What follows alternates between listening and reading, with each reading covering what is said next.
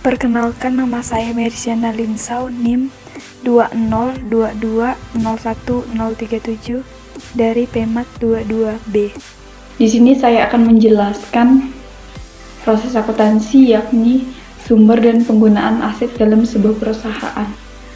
Untuk proses akuntansi mencakup meringkas, menganalisis, melaporkan transaksi bisnis kepada lembaga pengawas, regulator, dan entitas pemungut pajak.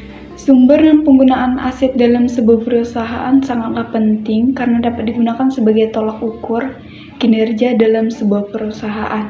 Menurut Peraturan Pemerintah Republik Indonesia Nomor 24 Tahun 2005 tentang Standar Akuntansi Pemerintahan, pengertian aset dapat diklasifikasi ke dalam aset lancar dan aset tidak lancar. Suatu aset dapat diklasifikasikan sebagai aset lancar jika dapat direalisasikan atau dimiliki untuk dipakai atau dijual dalam waktu 12 bulan sejak tanggal pelaporan. Aset yang tidak dimasukkan dalam kriteria tersebut dapat kita klasifikasikan sebagai aset tidak lancar.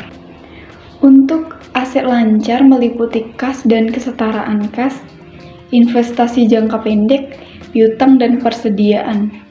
Sedangkan aset tidak lancar diklasifikasikan menjadi investasi jangka panjang, aset tetap, dana cadangan, dan aset lainnya meliputi aset tak terwujud dari aset kerjasama atau kemitraan.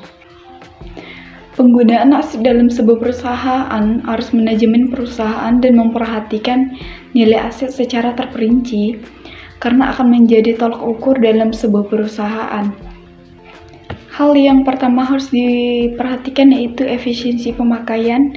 Rasio penjualan atau total aktiva merupakan salah satu ukuran untuk menilai suatu aset. Efisiensi pemakaian aktiva ini diasumsi dengan penggunaannya dalam perusahaan yang bisa mewujudkan nilai penjualan semakin besar. Angka penjualan ini bisa dilihat dari laporan laba rugi. Yang kedua, optimalisasi keuntungan. Kita perlu memperhatikan ini juga karena dalam jumlah laba aktiva atau investasi juga bisa menjadi ukuran dalam menilai keuntungan. Cara untuk mengetahuinya dengan membandingkan keuntungan dalam laporan laba rugi dan total harta di mana hasilnya akan setara total investasi. Baik, inilah penjelasan saya. Terima kasih.